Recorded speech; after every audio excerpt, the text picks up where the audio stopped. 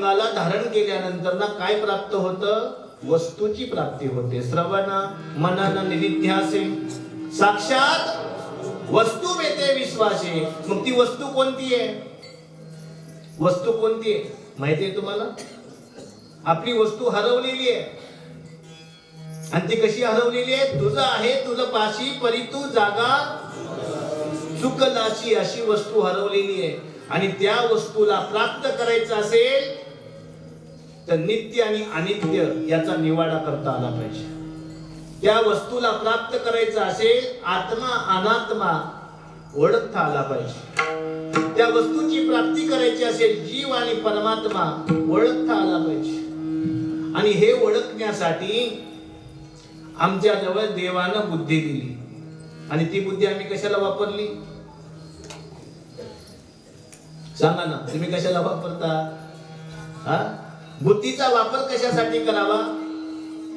ज्ञानाच्या प्राप्ती करता, विज्ञानाच्या प्राप्ती करता, धर्माच्या प्राप्ती करता, संस्काराच्या प्राप्ती करता, विजयाच्या प्राप्ती करता, कर्तव्याच्या प्राप्ती करता, औदार्य ऐश्वर्य श्री यांच्या प्राप्ती करता, ज्ञान वैराग्य आणि भक्ती यांच्या प्राप्ती करता कशाचा वापर करावा? बुद्धीचा वापर करावा. आणि अशी बुद्धी ज्यांच्या जवळ आहे त्याला भक्तीचं धनुष्य उचलता येतं. त्या भक्ताला भक्तीचं धनुष्य उचलता येतं. त्या धनुष्याला वैराग्याची दोरी बांधता येते.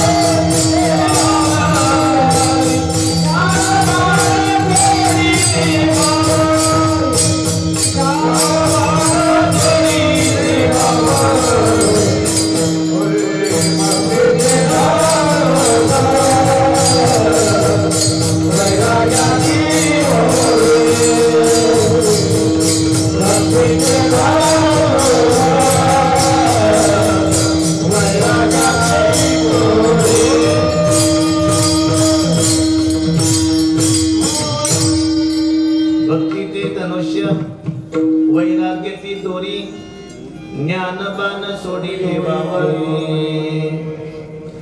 देवावर ज्ञानाचा बाण सोडण्याकरता हातामध्ये बाण, कशाचा? भक्तीचा बाण घेऊन परिसरातून सद्भक्त आलेत. आज लालवाडी, लोहा, शेखराजूर, वाळकेवाडी, उस्माननगर, पानबोशी, चिखलबोशी, बघा पेठशिवणी परिसरातून हे जी सद्भक्त मंडळी आलेली आहे. कशासाठी आलेली आहे? भक्तीचं धनुष्य आणलेलं आहे, वैराग्याची दोरी लावलेली आहे आणि ज्ञानाचा बाण देवावर सोडलेला आहे. कशा करता? त्या देवानं प्रसन्न व्हावं. कारण प्रसन्न होण्याकरता माणसाला सात्विक कर्माची आवश्यकता आणि दुःखी होण्यासाठी माणसाला रजगुण किंवा तमगुणाचं कर्म करावं लागतं. लक्षात घ्या. योगी होण्याकरता माणसानं सत्वगुणी व्हावं, रजगुणी व्हावं की तमगुणी व्हावं? योगी होण्याकरता सत्वगुणी व्हावं. मग सत्वगुण काय आहे? सत्वगुण काय आहे? अद्वैष्टा सर्वभूतानां मैत्र करुण एवच. सत्वगुणाचं लक्षण सांगितलं. काय सांगितलं? जे जे दिशे दृष्टी पुढे ते अवघे शिवरूप काढे, ऐशी या संतांचे एवढे निर्भय होतो. हे सत्वगुणी व्यक्तीचं लक्षण आहे. आणि माझं म्हणलं तर पोरग आणि दुसऱ्याचं म्हणलं तर कारट, हे कुठलं गुण आहे? हे रजगुण आहे. हे रजगुण आहे. आणि तमगुण ज्याला स्वतःचंही कळत नाही आणि दुसऱ्याचंही कळत नाही, त्याला तमगुणी, त्याला राक्षसी म्हणतात. ते अंधाराची पूजा करत असतात. मग आपल्याला योगी व्हायचं आहे तर योगी होण्यासाठी काय करावं लागतं? तर 8 नियम सांगितले. लक्ष द्या. यम, नियम, आसन, ध्यान, धारणा, समाधी, प्रत्याहार आणि ईश्वर परिधान. या 8 गुणांना आपण जर धारण केलं तर आपल्याला योगी होता येतं. आणि हा योगी काय करू शकतो? 3 गुणावर विजय प्राप्त करू शकतो. अभंगाचं योगी पावन मनाचा, योगी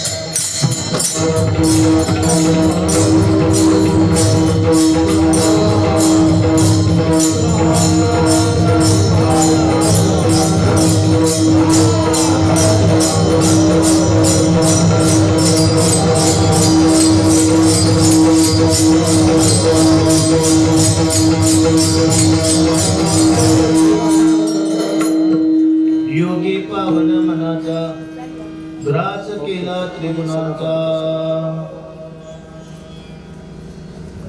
योगी कुणाला म्हणावं तर सांगितलं योग कर्मसु कौशल्यम, कर्माचं कौशल्य ज्यांच्या जवळ आहे त्याला योगी म्हणावं. ज्ञानाचं कौशल्य ज्यांच्या जवळ आहे त्यांना योगी म्हणावं आणि भक्तीचं कौशल्य ज्यांच्या जवळ आहे त्यांना योगी म्हणावं. मला सांगा या तीन योगापैकी कोणता योग आपल्या जवळ आहे?